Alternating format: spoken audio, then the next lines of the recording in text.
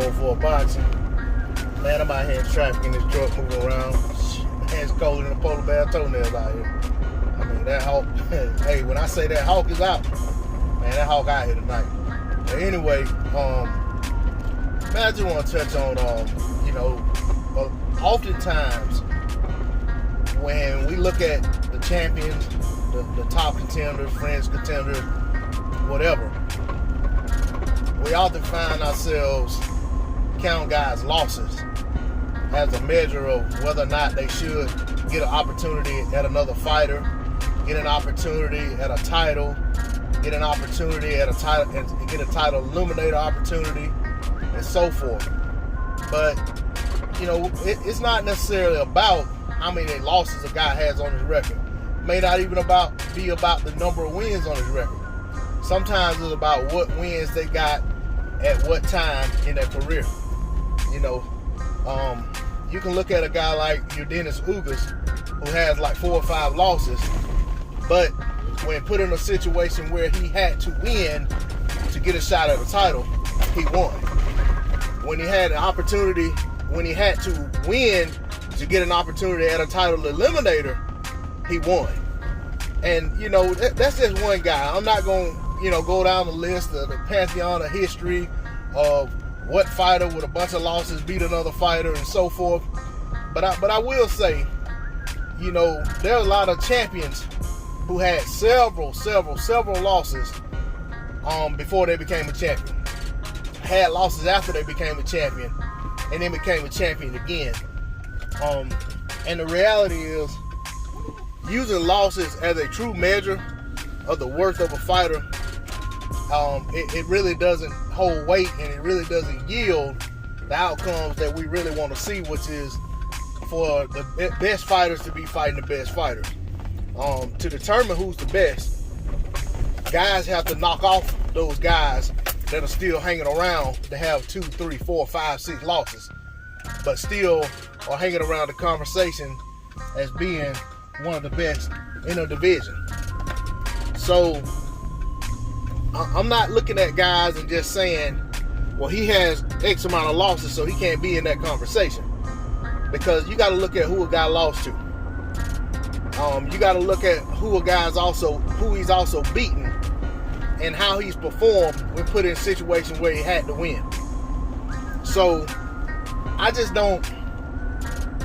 I put it like this. One of the main reasons I don't co-sign that is because oftentimes losses are used to discount one fighter, but they're disregarded when we're talking about another fighter who may have the same amount of losses, lost to the same level of competition, but one guy's more of a fan favorite, or you prefer one guy over another guy, so it's okay for that guy to have 3, 4, 5 losses, but it's not okay for this guy to have 2 or 3 losses. So, I mean, and I say that,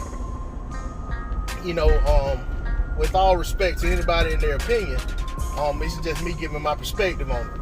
I mean, I'll go right back to the same fighter I just mentioned, Yordenis Ugas. That's a guy that people been saying they want to see Terrence Crawford fight. Part of the reason people say this because he looked good against Shawn Porter. I felt like he beat Shawn Porter. But at the same time, he also is a guy that beat Bud in the amateurs.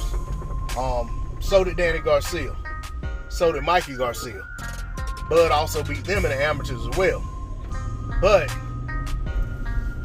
people, for some reason, really want to see Bud versus Ugas.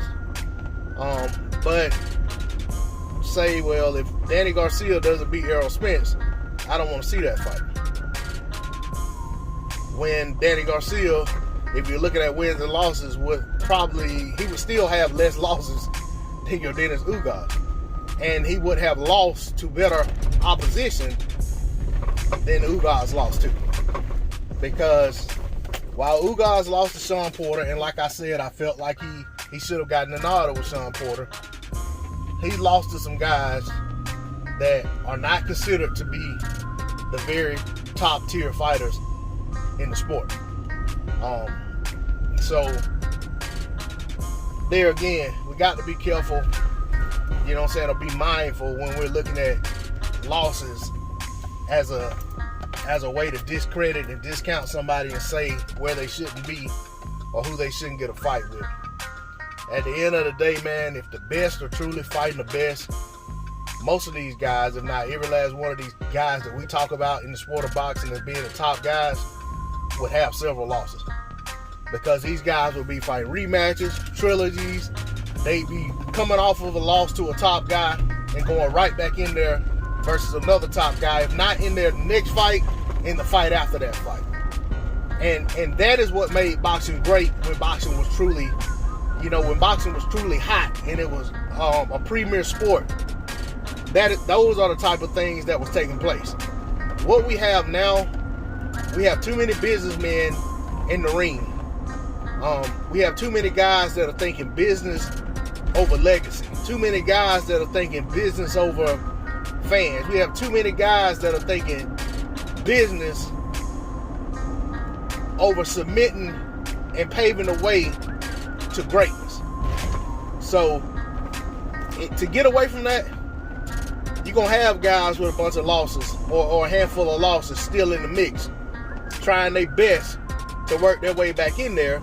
And if you got some guy sitting there with no losses or one loss, and he's a diva, and he has this mindset that he's already arrived, and that boxing owes him something, the fans owe him something, and that these guys aren't on his level, then you'll get something like what we got with Daniel Jacobs versus Gabe Rosado, where Jacob clearly was the quote-unquote premier guy in that fight.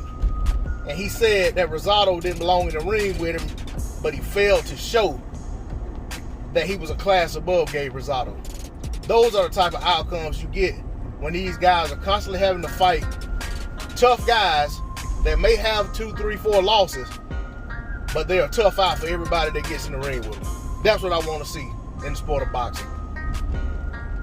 And I want to see the top guys fighting each other consistently, not afraid to lose that O, not afraid to go back in there after losing that O and try to put an O on the guy that took his O. Try to put an L on the guy that took his O. That's all I got to say on the subject. D-Lo 404 Box, I'm out.